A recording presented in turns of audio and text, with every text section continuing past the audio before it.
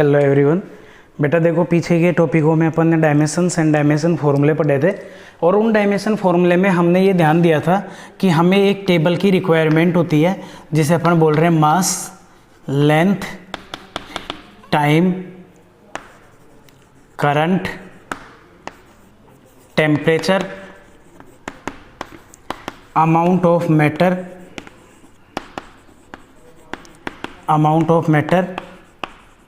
Luminous intensity.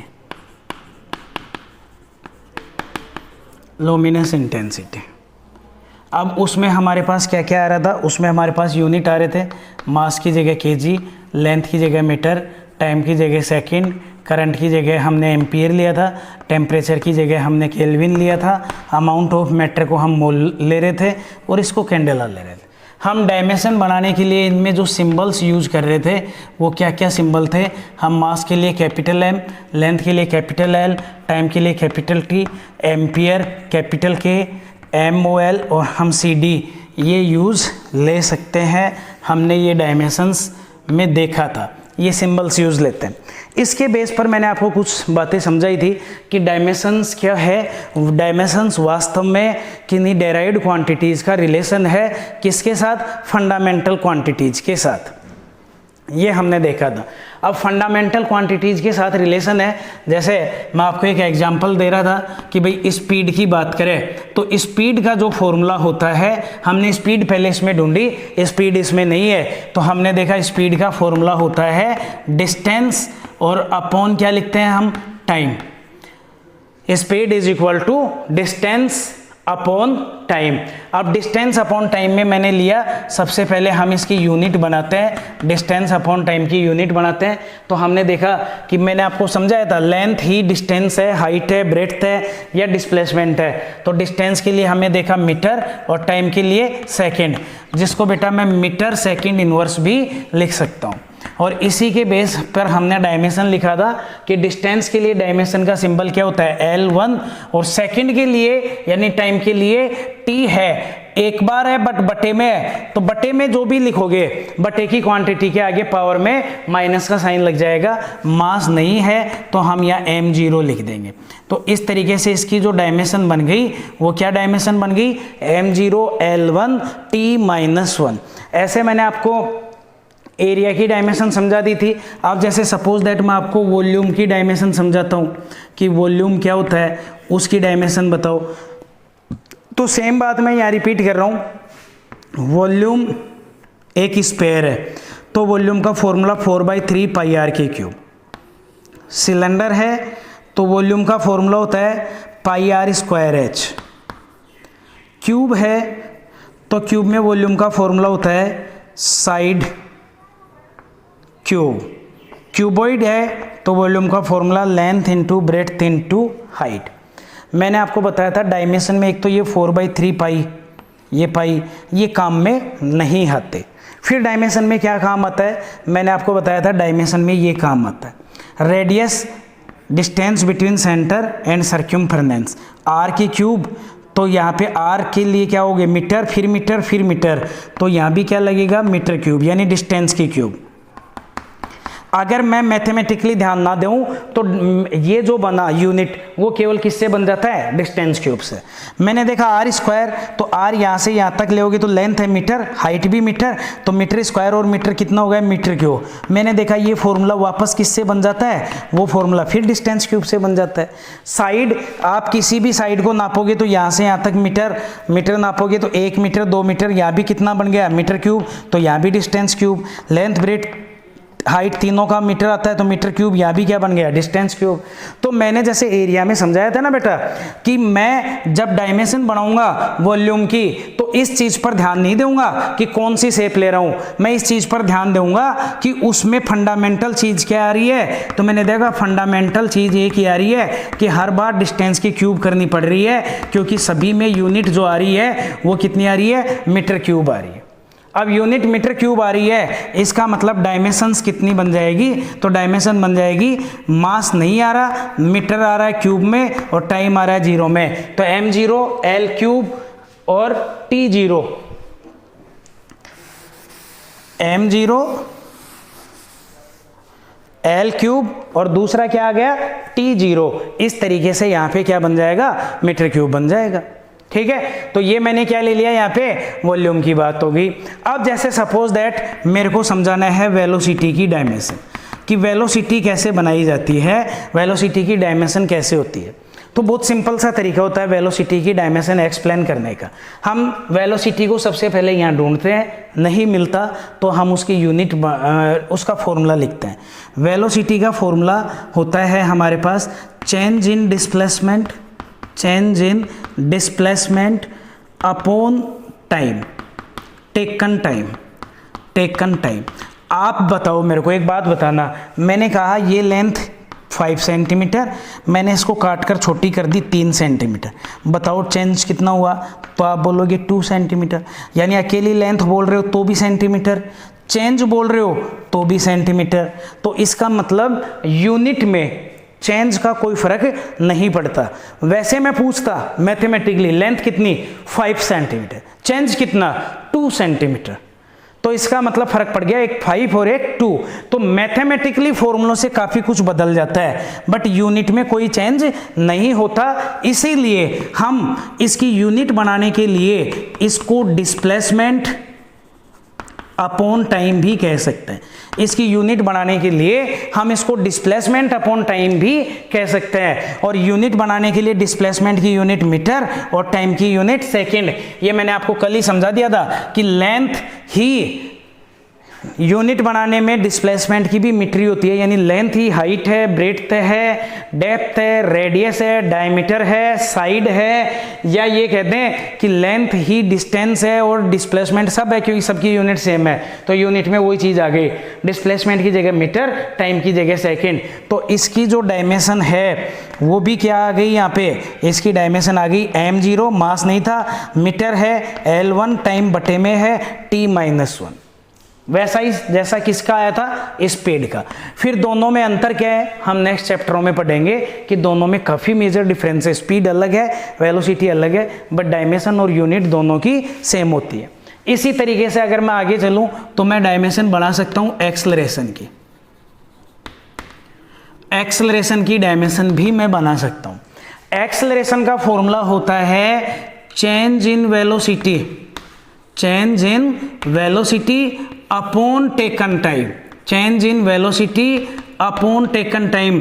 Conclusion क्या निकला, वही बात कि चेंज इन वेलोसिटी बोलूंगा, यहां वेलोसिटी थी 15 मीटर पर सेकेंड, यहां जाकर वेलोसिटी होगी 5 मीटर पर सेकेंड, चेंज कितना हुआ 10 मीटर पर सेकेंड। यानी एक्सेलरेशन में ना 15 लेओगे ना 5 लेओगे, कितना लेओगे 10, बट यूनिट यहां भी मीटर पर सेकेंड, यहां भी मीटर पर सेकेंड, यहां भी मीटर पर सेकेंड। यानी डायमेंशन बनाने के लिए इसी फॉर्मूले को मैं क्या लिख सकता हूं, velocity upon time. But mathematically fundamentally देखा जाए तो ये फॉर्मूला रॉन्ग है, ये सही है, ये हमें थर्ड चैप्टर में समझ में आएगा। बट हम यूनिट वाइज बात करें, हमारा यहाँ काम यूनिट से है, तो यूनिट वाइज चाहे मैं ऐसे लिखूं चाहे ऐसे लिखूं, यूनिट सेम आ रही है। तो मैंने देखा वेलोसिटी भी इसमें शामिल नहीं है, तो अब बनाने का तरीका ढूंढो। पहले मैंने क्या लिखा, acceleration is equal to change in velocity upon taken time, या फिर वेलोसिटी अपॉन टाइम, फॉर्मूला लगा दिया। फॉर्मूला लगाने से भी कुछ नहीं मिला, वेलोसिटी फिर इसमें शामिल नहीं है, तो वेलोसिटी का दोबारा फॉर्मूला लिखूंगा। क्या फॉर्मूला लिखूंगा, वेलोसिटी की जगह बताओ डिस्प्लेसमेंट अपॉन टाइम, और फिर इसके बटे में भी क्या है टाइम, उसके बटे क्या है कुछ नहीं 1 मान लो। क्या लिखोगे बताओ इसको, डिस्प्लेसमेंट अपॉन टाइम इनटू, इसको उल्टा करूंगा तो क्या लिखा जाएगा 1 अपॉन टाइम। क्या लिखा जाएगा बताओ इसको हम लिखेंगे डिस्प्लेसमेंट अपॉन टाइम स्क्वायर,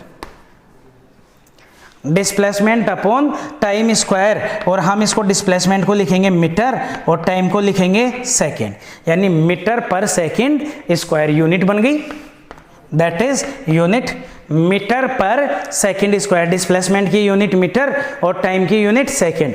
अब आपसे कोई कहे डायमेंशन, तो डायमेंशन क्या बढ़ाओगे, मीटर के लिए देखो क्या यूज हो रहा है एल, तो हमने लिखा एल एक बार तो 1, सेकेंड के लिए टी, टाइम 2 बार बटे में तो -2, और हमने देखा m है ही नहीं तो m0, तो डायमेंशन क्या बन गई इसकी m0 L1 t-2। क्या डायमेंशन बन गई m0 L1 t-2। किसकी डायमेंशन बन गई बेटा, ये एक्सेलरेशन की डायमेंशन बन गई। तो इस तरीके से हम एक्सेलरेशन की डायमेंशन बना सकते हैं। अब हम चलते हैं आगे, फॉर्मेट में आगे बढ़ते हैं। तो हमने देखा नेक्स्ट जो मैं डायमेंशन बनाऊंगा वो बनाऊंगा बेटा फोर्स की। अब हम तरीका वही, फोर्स को हमने इसमें देखा नहीं है तो हमने फोर्स का फॉर्मूला लिखा। फोर्स का फॉर्मूला होता है बेटा mass into acceleration, mass into acceleration, ठीक है। और मास इनटू एक्सेलरेशन में मास हमें फंडामेंटल में मिल गई, हमें इसको बिल्कुल नहीं छेड़ना है, साथ चलता रहेगा आगे तक। एक्सेलरेशन नहीं मिला, एक्सेलरेशन की जगह फॉर्मूला लिख दिया मैंने। एक्सेलरेशन का फॉर्मूला होता है velocity upon time, velocity upon time. चलो ये भी मिल गया। अब हमें यहाँ टाइम मिल गया, टाइम को नहीं छेड़ना है, वेलोसिटी नहीं है, वेलोसिटी को कन्वर्ट करो। तो अगली बार जब मैं लिखूंगा मास ऐसे की ऐसे लिखा जाएगा, बटे में क्या था टाइम ऐसे की ऐसे लिखा जाएगा। क्या बचा हुआ है वेलोसिटी, वेलोसिटी की जगह क्या फॉर्मूला लिखोगे displacement upon time, displacement upon time. अब मैंने देखा टाइम फिर फंडामेंटल है, ये भी फंडामेंटल है, ये भी फंडामेंटल है, ये भी और ये भी। तो हमने इस फॉर्मूले को लिख दिया mass into displacement, displacement upon time को टाइम से मल्टीप्लाई किया तो मैंने लिख दिया टाइम स्क्वायर। अब हम इसकी यूनिट बनाएंगे। मास के लिए क्या लगाएंगे केजी, डिस्प्लेसमेंट के लिए क्या लगाएंगे मीटर इनटू में, बटे की लाइन टाइम के लिए क्या लिखेंगे सेकेंड स्क्वायर। यानी फोर्स की एसआई सिस्टम में यूनिट क्या आ गई केजी मीटर पर सेकंड स्क्वायर, और इसी को हम एसआई यूनिट की फॉर्म में न्यूटन बोलते हैं। इसी को एसआई यूनिट की फॉर्म में हम क्या बोलते हैं न्यूटन बोलते हैं। केजी मीटर पर सेकंड स्क्वायर को ही हम न्यूटन बोलते हैं। क्लियर। अब बनाओ इसकी डायमेंशंस, डायमेंशन बनाओ इसकी। तो इसकी डायमेंशन बनाएंगे तो केजी आया, केजी आप देखेंगे केजी के लिए क्या आ रहा है मास, तो हमने लिखा m1। फिर हमने देखा क्या आ रहा है मीटर, मीटर के लिए क्या आ रहा है लेंथ, तो लेंथ के लिए लिखेंगे L1। सेकंड आ रहा है, सेकंड के लिए हमने देखा क्या आ रहा है t, तो t लिखेंगे। 2 बार आ रहा है 2 और पावर माइनस की लगाएंगे, यानी फोर्स की डायमेंशन आ गई m1 L1 t-2। फोर्स की क्या डायमेंशन आ गई m1 L1 t-2। इस तरीके से मैं डायमेंशन बनाऊंगा। मैंने बहुत सिंपल सा फॉर्मेट आपको समझाया है। अब जैसे नेक्स्ट मैं आपको क्वांटिटी ले रहा हूं। सपोज दैट मेरे को वर्क की डायमेंशन बनानी है। पहला रूल क्या बताया, यहां मिलाओ, नहीं है कंफर्म है, फिर फॉर्मूला लिखो जो तुम्हें आता है। तो मैंने 9वीं क्लास में वर्क के बारे में पढ़ा है, force into displacement, force into displacement. मैंने देखा डिस्प्लेसमेंट तो लेंथ के बराबर होता है, फंडामेंटल हो गया, तो ये तो साथ चलता जाएगा। फोर्स को बदलो, सेम तरीका, फोर्स को क्या लिखोगे मास इनटू एक्सेलरेशन इनटू आगे डिस्प्लेसमेंट एज इट इज। मैंने देखा मास और डिस्प्लेसमेंट इसमें शामिल है, केवल एक्सेलरेशन बदला जाएगा। तो मैंने आगे लिखा मास, एक्सेलरेशन के लिए मैंने लिखा वेलोसिटी अपॉन टाइम, अभी पढ़ा है, इनटू डिस्प्लेसमेंट। फिर मैंने देखा वेलोसिटी बच गया तो वेलोसिटी को बदलो, तो मैंने नेक्स्ट लिखा मास बटे में क्या आ रहा था टाइम, इनटू वेलोसिटी की जगह मैं क्या लिखूंगा डिस्प्लेसमेंट अपॉन टाइम, इनटू क्या आ रहा है डिस्प्लेसमेंट एक ही आ गया तो डिस्प्लेसमेंट स्क्वायर लिख दूं। भाई वेलोसिटी का रेख ये और टाइम को टाइम से मल्टीप्लाई करके टाइम स्क्वायर लिख दूं। तो क्या फॉर्मूला बन गया mass into displacement square upon time square. मैं इसकी यूनिट बनाता हूं, मास की यूनिट केजी, डिस्प्लेसमेंट की मीटर और टाइम की सेकेंड।